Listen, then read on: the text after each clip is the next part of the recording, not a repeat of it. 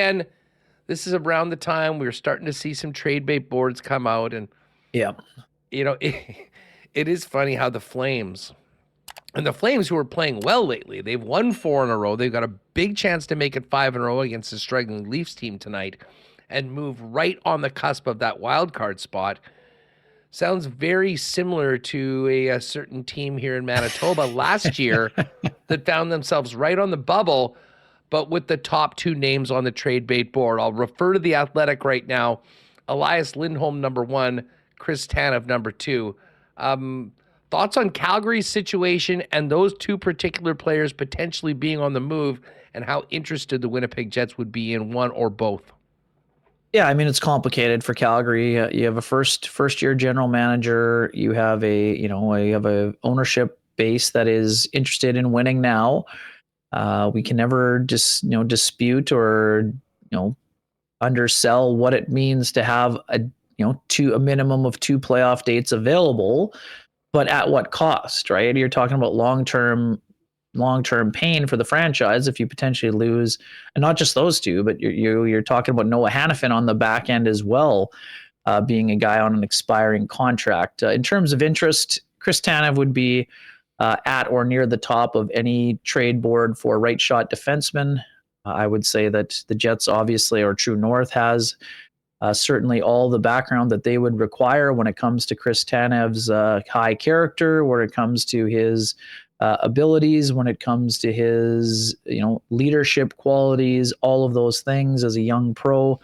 Huss, I think you were still working for the Moose when he was around. I was certainly covering Chris Tanev when he was around here, and I've spoken to him many times over the years. He speaks highly of the organization. I would say, as someone who is chasing a Stanley Cup, he would view the Jets situation quite promisingly, I think. He would be a guy who would fit very well no matter what pairing you put him on, whether you were considering putting him with Josh Morrissey or if you were putting him with Brendan Dillon and potentially moving Neil Pionk down onto a pairing with Dylan Sandberg and or Nate Schmidt. In terms of Lindholm, he's interesting, Huss. Lindholm has seen a little bit of a dip in his offensive production this year, but he's still an exceptional 2-way talent. And the thing about Lindholm, Huss, is that because his salary is so manageable, he would be a guy that, A, with retention, could really allow a team like the Jets or someone else to add a second piece, or B, you could fit him in anyway because he's under $5 million. In terms of Tanev, his contract is also reasonably priced, but at the same time, there aren't a lot of NHL teams that could add both of them in the same deal, and I think Winnipeg would be included in that mix, so they would have to either get retention on both, or they would have to ship a big salary going the other direction in order to try to make that work. In terms of what their priorities are, I'm not certain, Huss. I will say this. I mean, I was very impressed by Sean Walker. I don't remember him being that physical, and maybe that's my fault. I hadn't watched a ton of LA Kings games in the past. I really enjoyed his game. He's a good puck-moving guy. He brings some size and a little bit of sandpaper, but I liked his puck-moving capabilities. He's a guy that there are 2. If Sean Walker is coming in to play on the second or third pairing, I mean, that would to me would be a potential piece there as well. But I don't know. I would assume that the price for Chris Tanev would be higher than the price for Sean Walker. But let's see what all it takes is a secondary team to create a bidding war, Huss. So I know a lot of teams would be interested in both players. I do think that both of the Calgary players that you mentioned would be of interest, but I would need to see a few more Flames games before I would be saying Elias Lindholm. In years past, Huss, I've always been a huge Elias Lindholm guy, dating back to his time with Carolina. And again, I'm not here to say Father Time is catching up with him, but I don't think he's been as impactful. But it's also important to remember 2 years ago, he was on the best line in hockey with Matthew Tkachuk and Johnny Gaudreau. So, and he's also a guy, Huss, that hasn't tasted a ton of playoff experience. So maybe going to a scenario where he's in that kind of a situation might spark his game. I know Sean Monahan is also on a lot of boards, and for me, Monahan is super interesting. I don't know that he's a top 6 upgrade today, but he's a guy that would provide incredible depth. He's good in the circle. He has great experience. He's done an incredible job coming back from some serious injuries. And the one thing that I always think about when it comes to Sean Monahan, Huss, The Jets met with him. I think I said this to you months before, but I'm not sure if it was on air or not. But the Jets met with him during his draft year, even though they weren't going to be in the range to draft Sean Monahan, but they still felt it was important enough to meet with him. And yeah, this happens with some other players too. I just remember it because I think we were waiting in the lobby for Kevin Cheveldayoff to speak that day. And I'm like, oh, that's Sean Monahan. What's he doing here? So he would have been a guy like Rasmus Kapari, who the Jets identified, a long time ago, and then maybe went after later on. So that could factor in. And again, as Sean Reynolds, my trusty partner, pointed out the other day, this exercise is kind of tough because generally the Jets are taking players that either A, we didn't think were available, or B, were not on the radar on a trade board or things of that nature. But that doesn't prevent us from trying, Huss, right? I mean, that's all part of the fun here. Jake Gensel's getting a lot of love. I mean, there's a lot of connection, obviously, to Vancouver because Jim Rutherford is quite familiar with him, and Patrick Allvin as well. Gensel is also interesting to me because Jake Gensel's dad was I think one of Nate Schmidt's coaches, I believe. So they definitely had a relationship. So he would have no problem getting intel on the Winnipeg Jets if Jake Gensel would be a guy that the Jets potentially could be looking for to bolster their top six as well. We know he's a gifted scorer. No, he's not a center, but he would be a guy that can put the puck in the net and has some championship pedigree. So there's going to be a lot of guys out there. Again, I wish I had been Jeff Hamilton and been the one who originated the Sidney Crosby possibilities. Even though we know Sid on this we list? even know they are remote. And I'm not kidding. I mean, that would be the kind of player that we didn't expect was available. Like Jeff is using that philosophy. Yeah, a player you don't think is available, a guy with term, a guy who would be a perfect fit. But I also wonder too. I mean, we should also say, Huss, in the last week, both Jason Dickinson, who I thought might be a third or fourth line kind of guy that the Jets would have interest in. He played for Rick Bowness, two-way guy, having a great year offensively. He's a good penalty killer, can play on a checking line. He just re-upped with the Chicago Blackhawks. And when we talk about the remote possibilities, I mean, one of the guys we wondered about was Steven Stamkos, because we know the contract negotiations have been going nowhere. But Julien Brisebois, I don't think this is a smokescreen for Brisebois. I think he wanted to make it known to the entire league that Steven Stamkos was going nowhere before this year is over. So, again, Stamkos scored a pretty important goal in Winnipeg back in the 2011-12 season. He also would fit on a number of levels in terms of being a second line center that would be of interest, but they're too complicated in terms of salary and probably no trade and all of those other things. But I think those trade boards, our trade boards are going to get even more interesting in the next month or so. But I do think that the Jets are still going to be active, even though Kevin Cheveldayoff made it clear that it has to be the right fit. And we understand that you're not just going to trade for a guy who you hope fits in. You got to trade for a guy who is going to fit in and not disrupt the chemistry that has allowed the Jets to go to the number one spot in terms of winning percentage this season. Well, and with Calgary, and I'll include Walker in Philadelphia. What's really interesting about this, Ken, is that these teams are playing so well that in a different scenario, you might be thinking of Calgary and Philly as being the teams that are actually buying, right, because they got a feeling that they've got a chance to make some noise. The Calgary situation, though, as you laid out, I think is very apt in that they got burned big time once before, and they're still sort of dealing with that. And they've been quite clear that they are not going to let these guys run for nothing. And that is why those two guys are at the top of that list. And I think more and more about Chris Tanev and what he would bring to the Jet Blue line. If you're talking about a team that can battle and work through 4 rounds of the playoffs, and to me, he would be my number one target. But at the same time, when I look at the Jets, the way they're made up, I think that the center position of guy that could play in the top 6 is actually the biggest need because, I mean, both credit to the team, the goaltending, but also the 6 defensemen that have been running out there every night. These guys have done a pretty darn good job, and we're talking about all these goals against records. I mean, those players, including Nate Schmidt, have a big hand in it.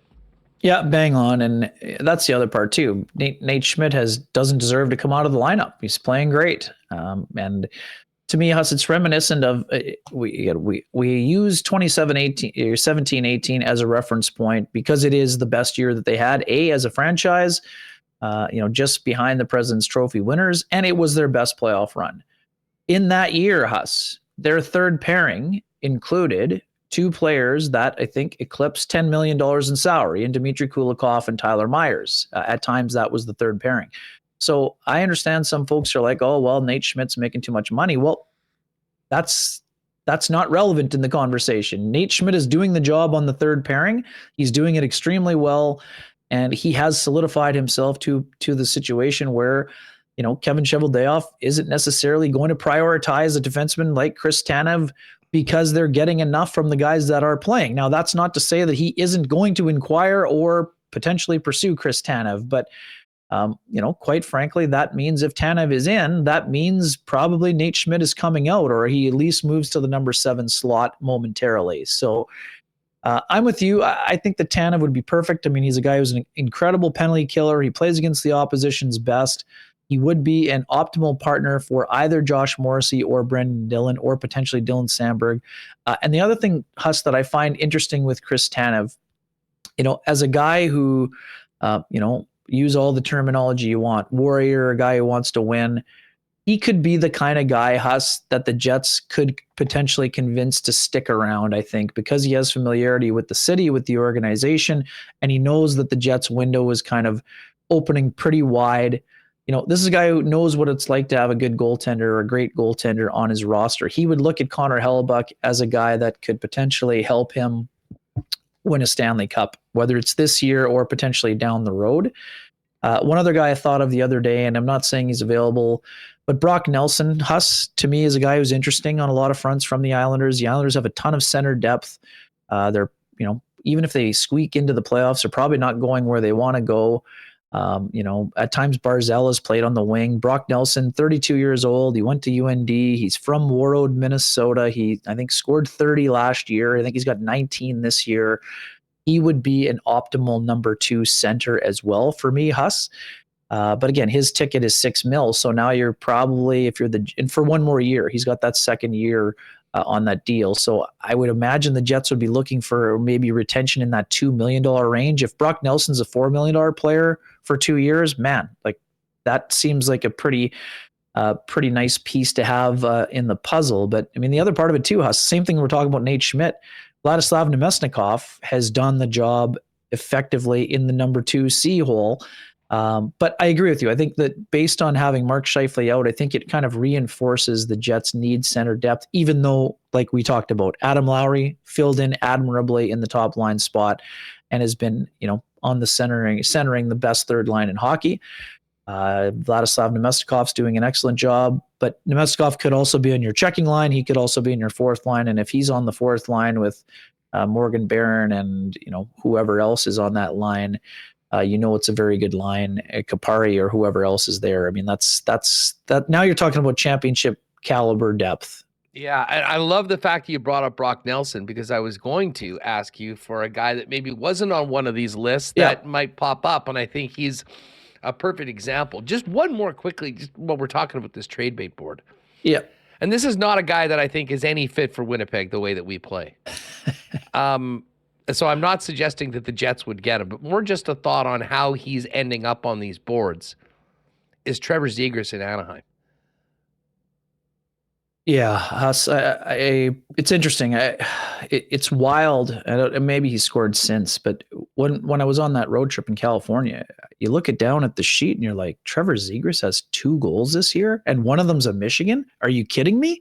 Like this guy had an unreal start last year to his NHL season, and he's completely fallen off the map. And he's way too skilled to not be a productive NHL player.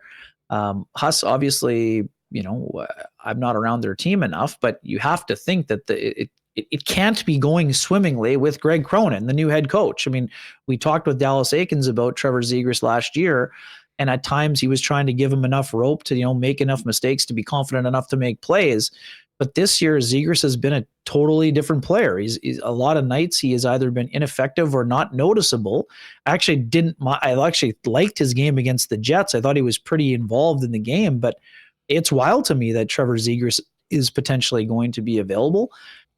He's an incredible talent, but we talk about the Ducks have all this crazy depth on the back end with, last year they had, each of their prospects won one of the respective Defenseman of the Year awards in the WHL, OHL, and the QMJHL, which is almost absurd to be saying at one time. But with Leo Carlsson and, Mason McTavish, Trevor Zegras doesn't exactly fit the profile of a third line center Huss. So that would mean that at some point when Pat Verbeek is trying to level up after he figures out if he's going to get Macklin Celebrini or not, that he would be a piece they would be looking at to move. But what are they moving him for? Are they going to move John Gibson and then they're going to maybe need a goalie, or are they going to move Trevor Zegras for someone who, maybe plays a little bit more of an all-around game? I mean, that to me is super interesting, and because let's face it, Huss, there's lots of teams around the NHL that see Trevor Zegras' skill set and say, hey, if it can't work there, it can work with us. So, but I agree with you. I mean, that's not going to be a fit for the Jets because I don't see enough commitment to the defensive zone for him. But I do think there's going to be plenty of teams that would say, hey, sign me up for Trevor Zegras. So I'll draw the best out of his game. And, whether you combine him with the former line mate in the U.S. National Development Program or whatever, he's going to be attracting interest for sure. But Pat Verbeek's also in no hurry to move him, I don't think. And he doesn't want to trade a distressed asset, if you will. Yeah, especially, for pennies on the dollar, considering, what his reputation is. Back-to-back 23-goal seasons. Right. But he doesn't play a Jet style of hockey right now, and I don't think that there's really a fit. Not to mention he's got a broken ankle and isn't going to be available till well after the deadline.